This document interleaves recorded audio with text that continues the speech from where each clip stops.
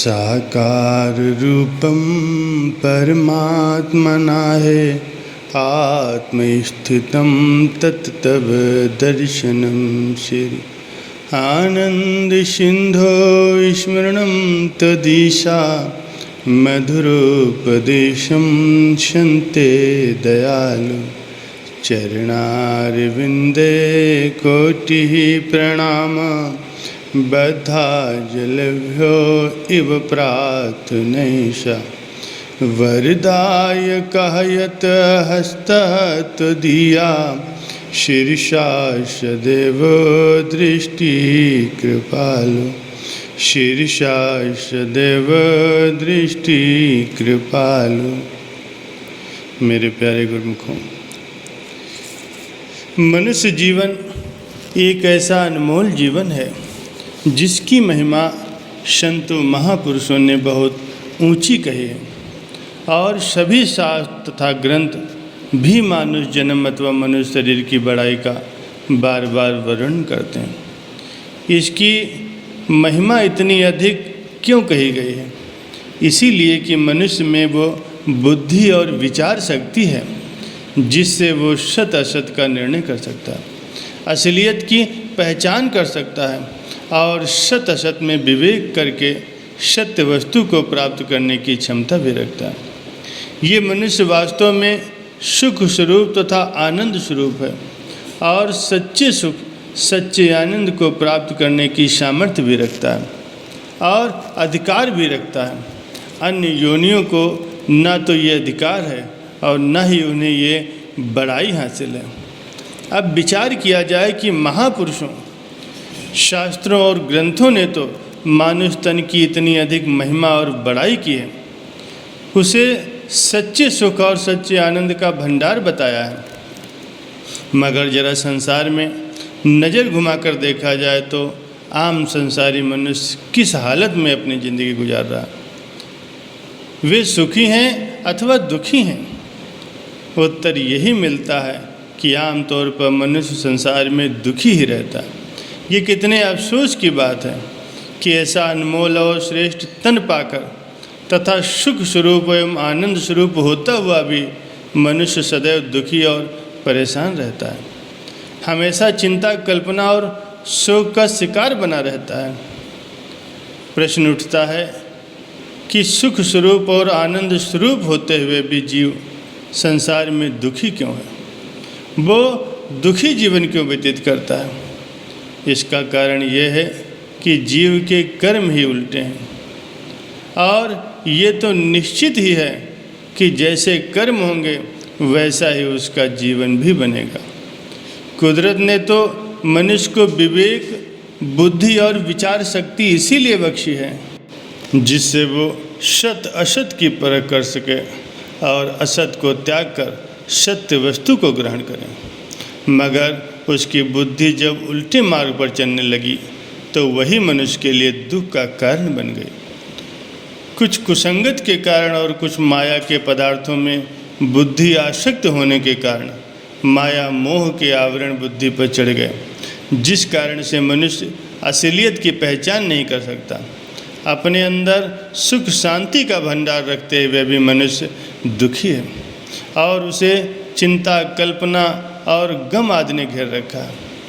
ये दुख भरी हालत बुद्धि पर माया के आवरण चढ़ जाने के कारण होती है।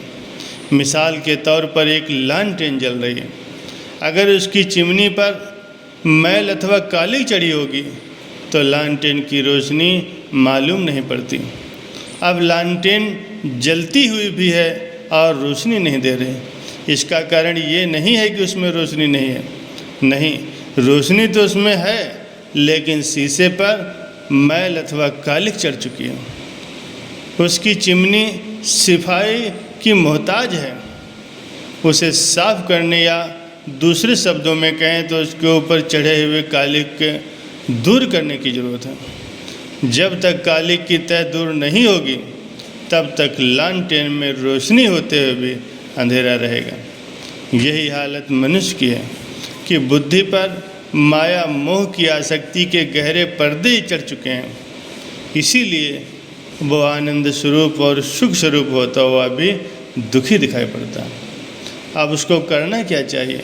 संतों महापुरुषों की संगत ग्रहण करके उनके वचनों के अनुसार अपने जीवन को बनाए और उनके उपदेशों पर अमल करके इस मैल को दूर करें।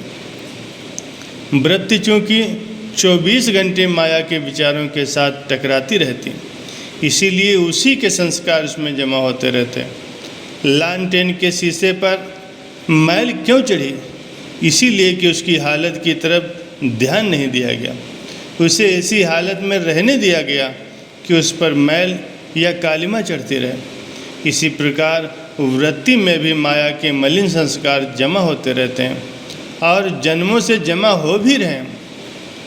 जिस तरह चिमनी की सफाई का ख्याल नहीं रखा गया और उसकी हालत इतनी खराब हो गई कि लालटेन की रोशनी उस चिमनी के अंदर ही ढकी रह गई, उसी प्रकार वृत्ति या सूरत पर जब मैल की तहें चढ़ जाती हैं तो उसे साफ करने की जरूरत होती है। इसी प्रकार से एक और मिसाल लो। एक दिया सलाई है, उस पर मसाला मौजूद है, क्या वो खुद ब खुद रोशन हो जाएगी? नहीं, रोशन होने के लिए वो दूसरे मसाले से रगड़ खाने की मोहताज है। उसके ऊपर दूसरा मसाला मौजूद है, लेकिन उसके साथ रगड़ खाए बिना दिया सलाई रोशन नहीं हो सकती। रोशन होने के लिए मसाला बेशक उसके ऊपर मौजूद है, वो कहीं बाहर से नहीं आएगा, मगर वो खुद ब खुद रोशन नहीं हो सकती, इसके लिए रगड़ की ज़रूरत है। ठीक इसी प्रकार मनुष्य भी अपने अंदर सुख और शांति का भंडार रखता है, मगर उसे प्रकट करने के लिए संतों महापुरुषों के सत्संग और पावन उपदेश का मोहताज है। अगर मनुष्य ये समझे कि मैं स्वयं ही इस बात का विचार कर लूँगा या कर सकता हूँ, तो ऐसा नहीं हो सकता, क्योंकि पहले के इतिहास बताते हैं कि असलियत और सच्चाई का भेद पाने के लिए मनुष्य को संतों महापुरुषों के सत्संग करने की जरूरत है। उनके वचन मानने और उनके मार्गदर्शन में काम करने की जरूरत है। इस प्रकार जो भी कार्रवाई होती है उसे गुरमत कहते हैं। इसके विपरीत जब अपने मन के ख्यालों के अनुसार बुद्धि फैसला करती है तो उसका नाम मनमति है, और ये बिल्कुल गलत होता है। जो कोई अपने ख्याल अपनी बुद्धि के अनुसार फैसला करता है, संत कहते हैं कि वो गलती कर रहा है। उसे चाहिए कि पहले अपने ख्यालों की परख कराए कि ख्याल ठीक हैं या नहीं। अपने ख्याल से कोई फैसला न करे कि मेरा सोना कितना खरा है, वो तो उसकी बात को कोई सही नहीं मानेगा जब तक कि सर्राफ की कसौटी पर सोने को परखा नहीं जाता और वो सोना कसौटी पर खरा नहीं उतरता। इस बात का कोई कैसे निश्चय कर सकता है कि सोना खरा है? ठीक इसी प्रकार ही महापुरुषों के वचनों की कसौटी पर परखने से ये पता चलता है कि अपने मन के ख्याल गलत हैं अथवा सही हैं, क्योंकि मन के ख्यालों के अनुसार जितनी भी कार्रवाई की जाती है वो सब मनमति के दायरे में आती है और मनमति कभी भी सही रास्ते पर नहीं ले जा सकती। महापुरुषों का उपदेश है, गुरु की मत तू लेह याने, भगत बिना बहुत डूबे से आने। ये जो महापुरुषों के वचन हैं, महापुरुषों की जो ये वाणी उपदेश कर रही है, इस पर विचार करना है।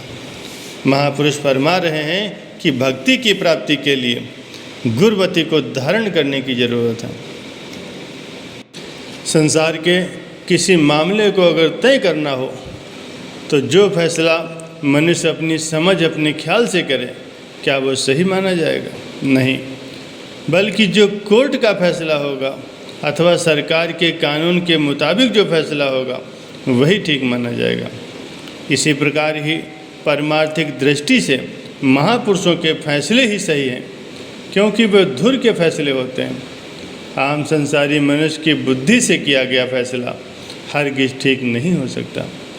महापुरुषों की वाणी जो फैसला देती है, उनके जो पवित्र वचन हैं, जो पवित्र उपदेश हैं, उनके अनुसार ही मनुष्य अपनी कार्रवाई करे।